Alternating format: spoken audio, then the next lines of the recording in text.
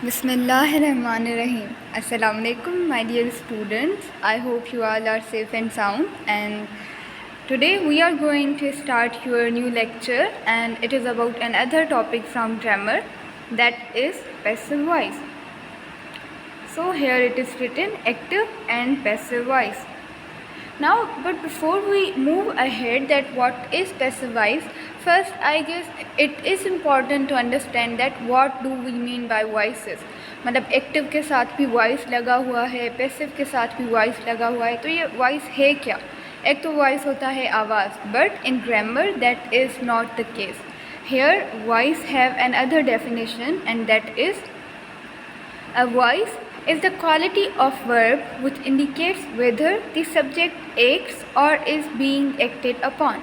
Now what is a voice? Voice is a quality of verb. अब किसी भी verb की, किसी भी काम की एक quality है, खुसूसियत है जो हमें बताती है कि जो subject है, मतलब जिसको हम simply बोलते हैं doer of work, वो कोई काम खुद कर रहा है या फिर उस पर कोई काम हो रहा है.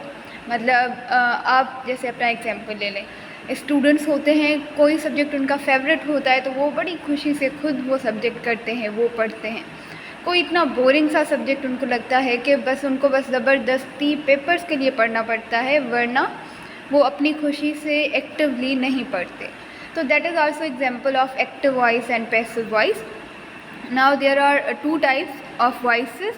The first one is active, as I told you already, active voice, and the other is passive voice. So a voice was what? It was basically the characteristic or the quality of verb.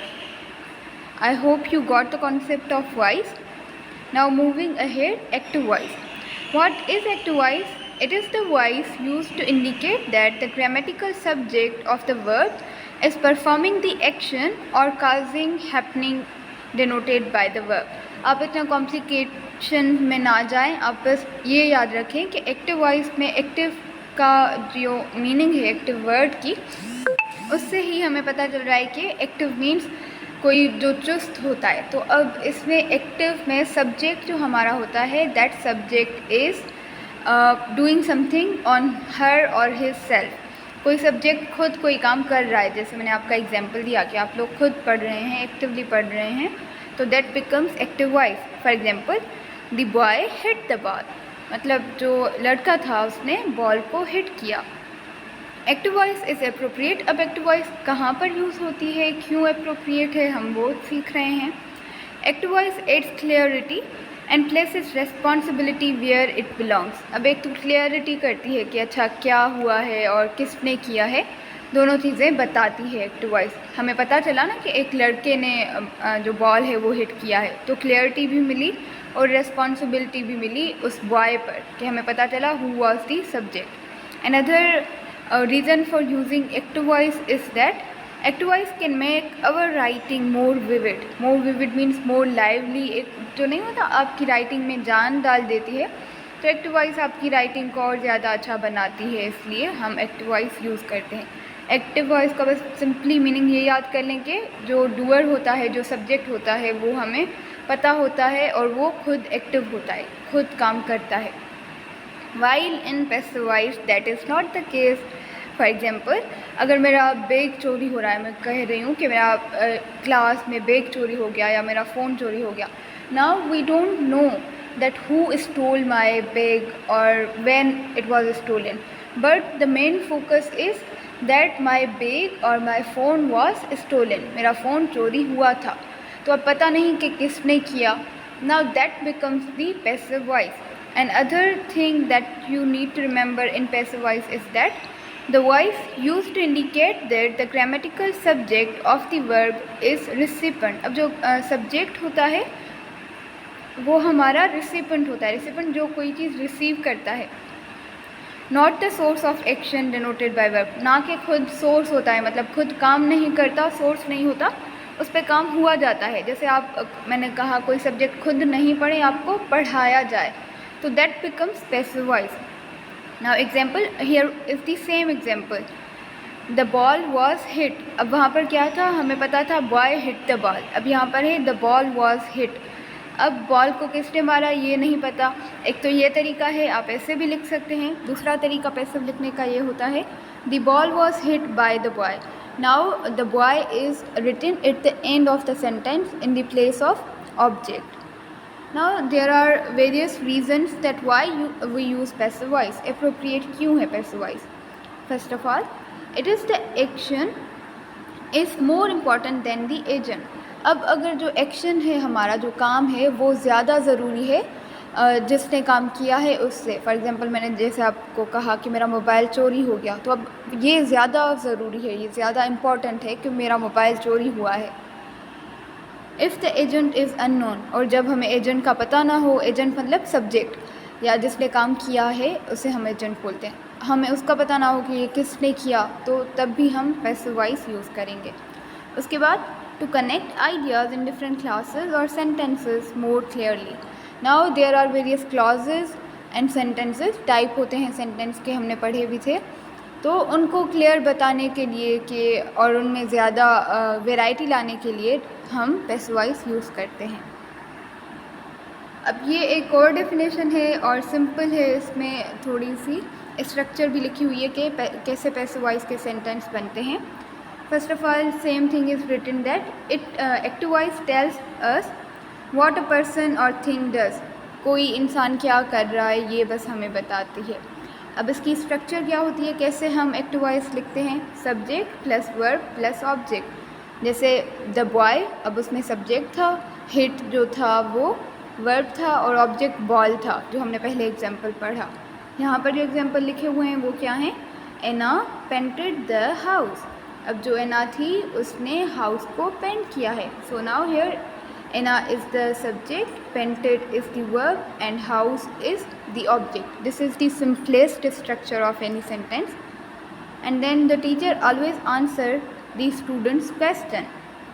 अब यहाँ पर कौन answer करता है, teacher करता है. तो teacher is the subject, always answers. अब आंसर्स जो है मतलब जवाब देना, that is the verb. The students question, अब स्टूडेंट्स क्वेश्चन यहाँ पर क्या हो जाएगा, हमारा ऑब्जेक्ट हो जाएगा. Ali posted the video online. Now Ali is the subject, Ali ने क्योंकि पोस्ट की है वीडियो, पोस्ट करना वर्ब हो गया and video becomes the object. Now what is the difference in passive voice is that tells us what is done to someone और something. किसी पर क्या चीज़ हुई है वो हमें बताता है. अब इसकी स्ट्रक्चर क्या है, object plus verb plus subject. अब यहाँ पर इंटरेस्टिंग आप देखें कि वर्ब दोनों में सेम ही प्लेस पर है. एक्टिव वॉइस में भी वर्ब बीच में आ रहा है, पैसिव वॉइस में भी वर्ब बीच में आ रहा है. The only difference is that active voice में पहले सब्जेक्ट आ रहा है और पैसिव वॉइस में पहले ऑब्जेक्ट आ रहा है. बस सब्जेक्ट और ऑब्जेक्ट अपनी जगह को चेंज कर रहे हैं. एक और बात जो इसमें होती है वो ये होती है कि हमेशा वर्ब का थर्ड फॉर्म लगता है. जब भी आप पैसिव करेंगे, एक तो ये आप याद करेंगे जो ऑब्जेक्ट और सब्जेक्ट ने जगह चेंज की है, उसके अलावा थर्ड फॉर्म ऑफ वर्ब जो हमने पढ़ा है वो यूज़ होता है. For example, the house was painted by Anna. अब प्रेजेंट वो था, पहला सेंटेंस एना वाला वो पास्ट में है, पेंटेड है ना पीछे, तो हमें पता चल रहा है it is in the past.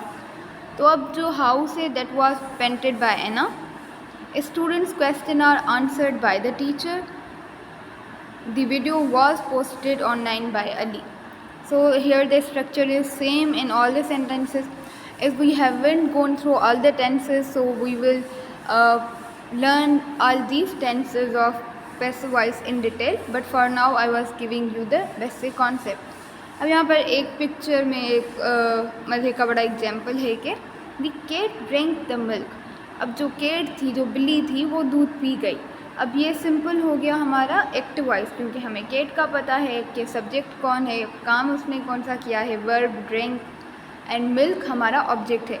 अब इसमें जो बेबी रो रहा है उसका बेचारे का, उसने दूध पी लिया कैट ने, he is saying the milk was drunk. अब किसी ने दूध पी लिया. Now he doesn't know that who was the one who drink the milk. अब उसको नहीं पता किसने पिया, बिल्ली ने पिया, मेरे बड़े भाई ने पी लिया, किसने पी लिया, पर वो रो रहा है बेचारा. तो here the milk is the subject. वहाँ पर देखें आप, मिल्क ऑब्जेक्ट था, was drunk, drink second form था, थर्ड फॉर्म ड्रंक होता है वर्ब का. तो अब ऐसे हम पैसिव वॉइस बनाते हैं। आई होप आपको अब तक क्लियर हो गया होगा एक्टिव एंड पैसिव वॉइस का। यहाँ पर हम फिर से कुछ रूल्स पढ़ते हैं जो मैंने आपको पहले ही बताए हैं। First of all, bring the object first. क्या करना है, जो ऑब्जेक्ट है वो आपने पहले लेकर आना है। जैसे यहाँ पर हिम ऑब्जेक्ट है, हिम का जब हम सब्जेक्ट बनाएंगे तो it will be replaced in he.